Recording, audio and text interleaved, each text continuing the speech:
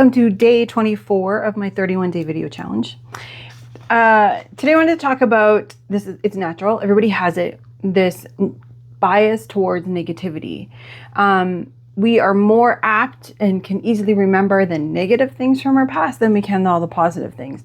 And there's a real biological reason for it. Our brain really locks and loads in on those kind of memories because it's trying to keep you safe and doesn't want you to go through that again. So your brain's doing its job. It's hanging on to those memories.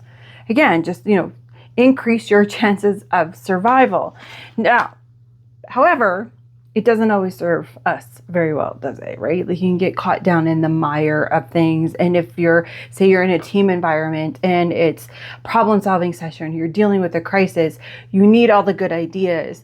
So I've facilitated workshops where we're in that kind of mode and we're trying to come up with good ideas, new ideas, and there will always inevitably be someone in the room who really extra tends towards the negative.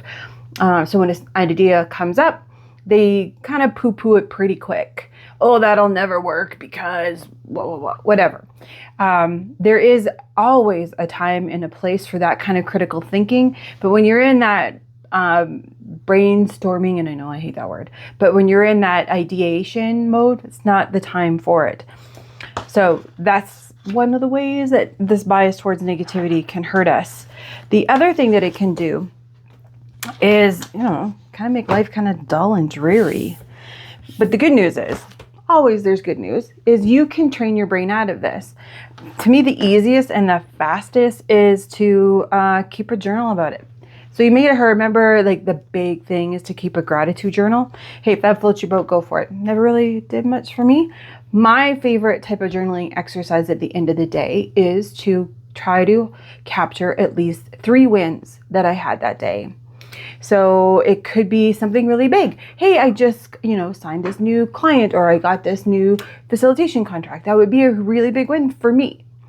A small win could be, oh, I pulled up to the grocery store, my foot hurts, but oh, look, I got a parking spot right by the door. That is a win for me today. So the scale of the win doesn't matter. You're basically, by writing it down at the end of every day, 3 wins, you're training your brain to keep an eye out during your day for what those 3 wins will be.